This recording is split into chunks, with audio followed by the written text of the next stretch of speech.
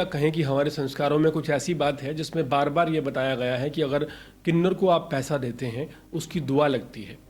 किन्नर का आशीर्वाद पाने के लिए लोग जहाँ भी किन्नर उन्हें मिलता है कोशिश करते हैं कि जो भी उनसे बन पाता है वो उन्हें पकड़ा देते हैं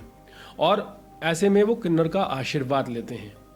लेकिन सवाल ये है कि जब आप किसी किन्नर को पैसे दे रहे होते हैं या आप कह सकते हैं कि भीख दे रहे होते हैं, उस वक्त ये बात समझ पाना बहुत मुश्किल है कि वो किन्नर असली किन्नर है या फिर वो किसी बांग्लादेशी गैंग का कोई सदस्य है। ऐसा हम इसलिए कह रहे हैं कि हाल ही में राजधानी दिल्ली में दिल्ली पुलिस ने एक बड़ी कार्रवाई की है और पहले 6 बांग्लादेशी किन्नर पकड़े गए थे, अब 5 बांग्लादेशी किन्नर और पकड़े गए हैं। इस मैटर में हैरानी की बात यह है कि जिस किन्नर का नाम माही है, जिस किन्नर का नाम रुबीना है, जिस किन्नर का नाम मोनिका है, वो दरअसल उनके असली नाम भी नहीं है, उनकी असली पहचान भी नहीं है। माही का असली नाम दुलाल अख्तर है, रुबीना का असली नाम सद्दाम हुसैन है और मोनिका का असली नाम अमीरुल इस्लाम है।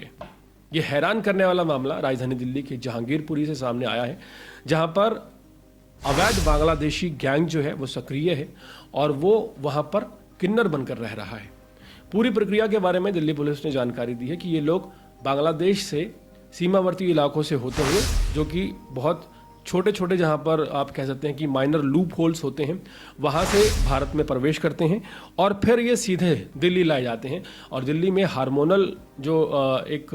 ऑपरेशन आप कह सकते हैं या ट्रीटमेंट कह सकते हैं, इंजेक्शन लगता है, उसके बाद ये लोग किन्नर में अपने आप को बदल लेते हैं और फिर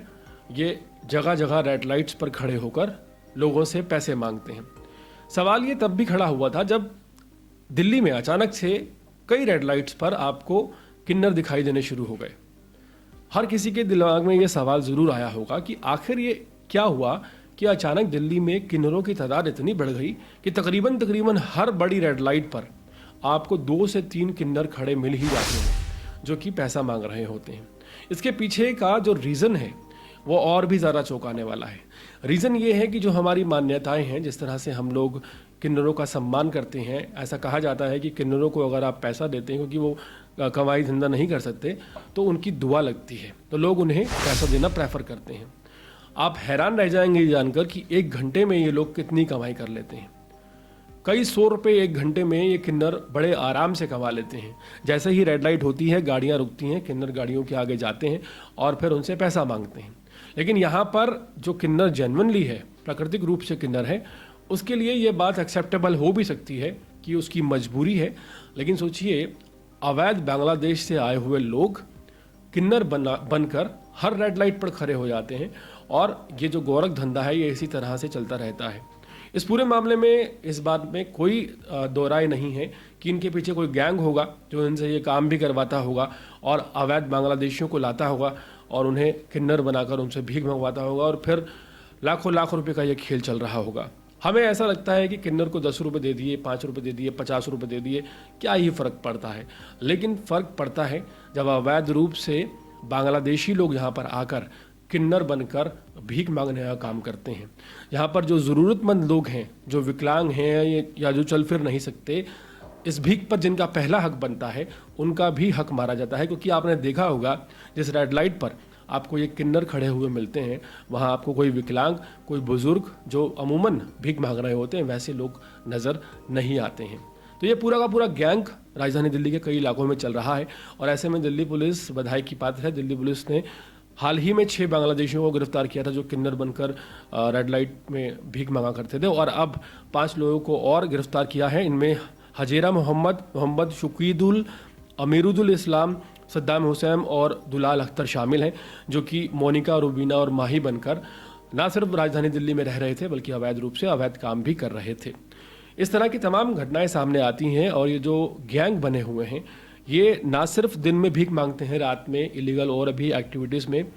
इन्वॉल्व रहते हैं, जिसके बारे में आप ऑलरेडी जानते ही हैं किस तरह के काम किए जाते हैं। तो यहाँ सवाल ये खड़ा होता है कि आखिर क्या वजह है कि ये जो बांग्लादेशी लोग हैं जो किन्नर बन रहे हैं, इनकी पहली प्रेफरेंस दिल्ली की रेड लाइट्स ही होती हैं। और दूसरा सवाल ये है कि आखिर इन्हें किन्नर बनाने के लिए कौन सा गैंग चल रहा है, उसका भी पता लगाया जाना चाहिए। और तीसरी चीज़ ये है कि जो मेडिकल इंस्टीट्यूशंस इन्हें इस तरह की दवाई देते हैं या हार्मोनल इंजेक्शंस देते हैं, उनके बारे में भी दिल्ली पुलिस को जानकारी देनी चाहिए और ये पता लगाने की कोशिश की जानी चाहिए कि आखिर वो कौन से मेडिकल इंस्टीट्यूशंस हैं जो कि अवैध बांग्लादेशियों को राजधानी दिल्ली में ट्रांसजेंडर बनाने का काम कर रहे हैं।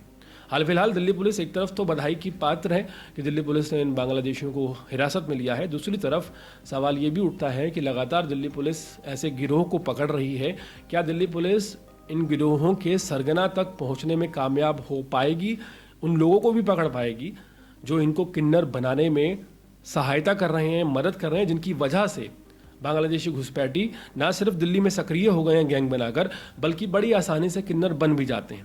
पूरे मामले पर आपकी राय क्या है, कमेंट सेक्शन में जरूर बताइएगा और इसी तरह के अपडेट्स होने रहने के लिए देखते रहिए अर्बन न्यूज़। बहुत बहुत शुक्रिया।